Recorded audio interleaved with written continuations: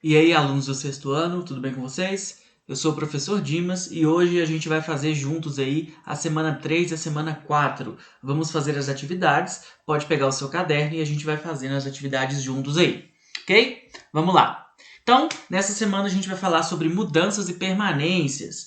Permanências, aquilo que se mantém ao longo do tempo, que não mudou, que continua existindo. Então a história ela vai estudar, né, as mudanças e as permanências. A permanência é aquilo que continua existindo, né? Então, com o passar do tempo, não sofre modificações ou sofre modificações muito pequenas, né? Então, aquilo vai permanecendo e a história vai estudar isso. E quando a gente tem uma mudança, quando a gente tem uma ruptura, a história também vai se interessar por isso. É o que a gente chama aí de mudanças, aquilo que é diferente do que existia no passado. Coisas que passaram por mudanças e grandes transformações. Então, a história aí é inteira feita de permanências e de mudanças, né? Daquilo que continua da mesma forma e daquilo que vai mudando, ok?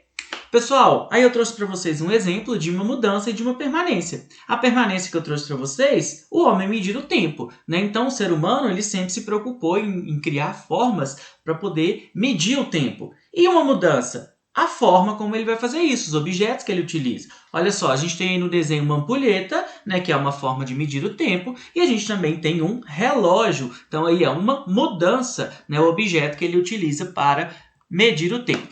Pessoal, fala um pouco aqui de fontes históricas para vocês. Fontes históricas é aquilo que o historiador usa, né, para escrever a história. Então, quando a gente vai pesquisar alguma coisa, a gente quer escrever como que as pessoas viviam há muito tempo atrás, como foi determinado acontecimento, a gente utiliza aí as fontes históricas. E a gente tem alguns tipos de fontes históricas. A primeira fonte histórica aí que eu trago para vocês são as fontes históricas escritas, que consistem em documentos que possuem frases e textos. Então, um jornal, um livro, uma carta, o caderno de vocês, né? Tudo isso é uma fonte histórica escrita.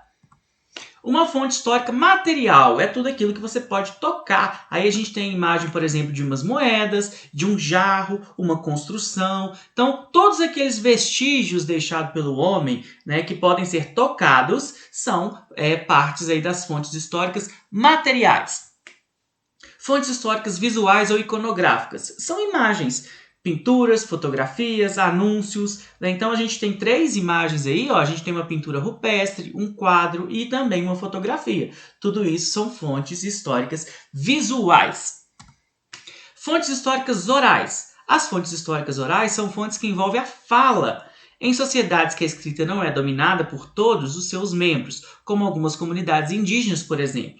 Sua história é narrada e transmitida pela fala dos mais velhos. Então a história vai passando de pai para filho, né? Então o mais velho vai contando a história para os mais novos e assim eles vão repassando, né, as informações daquele povo. Isso é uma fonte histórica oral. É uma fonte histórica oral, pode ser uma entrevista, pode ser uma música, uma cantiga, né, uma história contada. Tudo isso são fontes orais.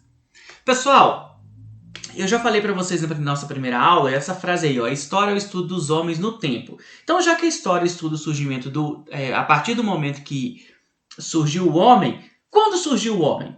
Então, a gente tem duas teorias aí importantes para vocês conhecerem. A primeira é o que a gente chama de criacionismo, teoria de que o homem teria sido criado. São as pessoas que acreditam que o ser humano ele foi criado exatamente como ele é. O criacionismo ele tem a ver com fé. Cada um tem a sua fé, você não tem o direito de questionar nem de julgar a fé de ninguém. Se a pessoa acredita que o homem foi criado por Deus ou por outros deuses ou por qualquer que seja outra forma, ele tem esse direito, ok? E a gente vai ter também o evolucionismo, teoria de que o homem teria passado por um processo de evolução, assim como todos os seres vivos. E esse evolucionismo tem a ver com a ciência. Né? Então, a teoria do evolucionismo é que o ser humano ele foi evoluindo, evoluindo, evoluindo, até chegar no ser, né, no animal que nós somos hoje. Tem uma imagem muito famosa, que é essa aí, que mostraria, né, esse desenvolvimento. Aí, pessoal, presta atenção numa coisa, olha só. Os seres humanos são parentes, não descendentes dos primatas atuais. Temos com eles um ancestral em comum, que viveu na África há cerca de 7 milhões de anos. Então, para o evolucionismo, os primatas, né, os macacos, eles são parentes, né? Não quer dizer que nós evoluímos do macaco, né? Então não é que era um macaco e se transformou no ser humano, não, ok? Quer dizer que a gente tem um ancestral em comum aí com eles, beleza? Bom, pessoal, agora vamos às atividades. Primeiro da semana 3. Pegue o caderno e vamos fazer comigo aí, ó. Faça uma pesquisa e registre no quadro o que mudou e o que permaneceu em nossa sociedade. Para isso, peça ajuda aos seus pais ou responsáveis. Então você pode aí entrevistar o integrante mais velho aí que tiver na sua casa, né, o responsável seu, né, para que você consiga responder essas perguntas aí. Então, olha só, formas de diversão. O que mudou e o que permaneceu? Como que as pessoas se divertiam aí há vários anos atrás, né? E o que permaneceu? Por exemplo, uma coisa que mudou, videogame, né? Celular. Há 50 anos atrás as pessoas tinham um celular para se divertir? Não. O que permaneceu? Festas, né? Festa junina, por exemplo, já existe há muito tempo, então é uma forma de diversão que permaneceu. Ok? Então mudou o videogame, por exemplo, o celular e permaneceu as festas.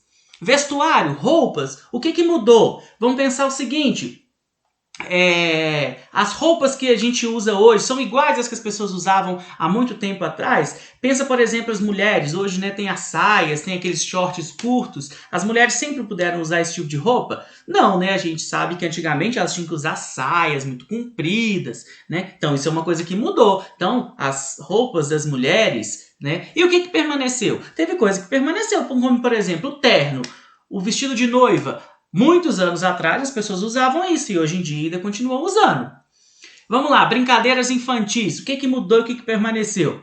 As brincadeiras, uma coisa que mudou são as brincadeiras digitais, feitas no celular. O que permaneceu? Por exemplo, pique-esconde, pique-pega, permaneceu, ok? Profissões. O que mudou? Uma profissão nova que não existia antigamente. Por exemplo, técnico de internet. O técnico de internet existia há 20 anos atrás? Não, é uma profissão aí que mudou. E uma profissão que permaneceu? Médico, por exemplo. Médico é uma profissão que já existe há muito tempo, ok? Então, completem aí o quadro de vocês. Pessoal, na atividade 2, a gente tem duas fotos de Copacabana, que fica lá no Rio de Janeiro. E aí a gente tem algumas alternativas, vocês vão marcar a correta. A primeira, as duas fotos pertencem à mesma época? Olha só, se vocês olharem as duas fotos, vocês vão ver. Elas são do mesmo período?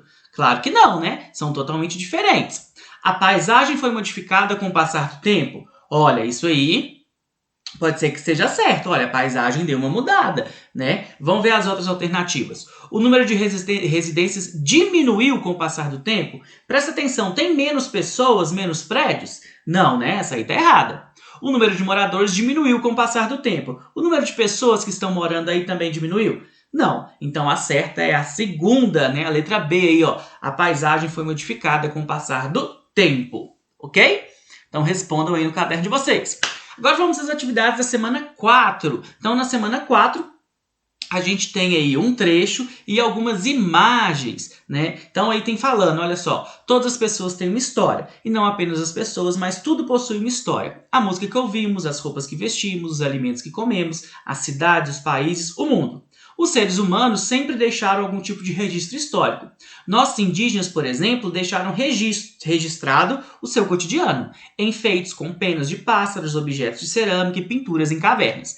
Lembra que eu falei das fontes históricas? Os índios brasileiros, eles tinham escrita? Não, mas eles registravam a história deles. Através de pinturas, através da cerâmica, através também dos enfeites de penas. Né? Então, tudo isso eram formas de registrar a história. Caro aluno, você faz parte da história da humanidade e já percebeu que o momento presente não é estanque e as experiências vividas por nossos antepassados. Os índios são os habitantes mais antigos do nosso território. Eles já construíram a história simultaneamente ao que acontecia em outras partes do mundo. Agora registre no espaço abaixo como você acha que era o cotidiano das pessoas indígenas que fizeram os registros históricos. Então aí você vai fazer ou um desenho, ou uma história em quadrinhos, ou um pequeno texto aí de 5 a 10 linhas, mostrando como que vocês acham que era a vida dos indígenas, né? Os índios, né? Então vocês podem fazer aí um desenho ou um pequeno texto, ok? E na número 2, tem uma imagem, a gente já viu essa imagem, né? Aí a gente tem vários antepassados nossos, né? Então a gente tem aí o nome de cada um deles. E a pergunta é o seguinte: faça uma pesquisa identificando as teorias e hipóteses científicas sobre o surgimento da espécie humana na Terra. Guarde essa pesquisa para mostrar ao seu professor quando as aulas retornarem. E aí vocês vão escrever o que é o criacionismo e o evolucionismo. O criacionismo tem a ver com o quê? Com criação, né? Que acredita que o ser humano foi criado. E o evolucionismo tem a ver com evolução, que acredita que o ser humano foi evoluindo até chegar no que ele é hoje, ok? Bom, pessoal, então mandem as atividades para mim por e-mail ou pelo WhatsApp, né, pelo número que eu tenho lá na sala, no grupo da sala. Lembrando que o meu e-mail é dimas.silveira@educacão.mg.gov.br, sem o C, sem o cedilha, ok? Tem aí o meu Instagram, as referências que eu utilizei. Se inscreva no canal que semana que vem tem mais. Obrigado!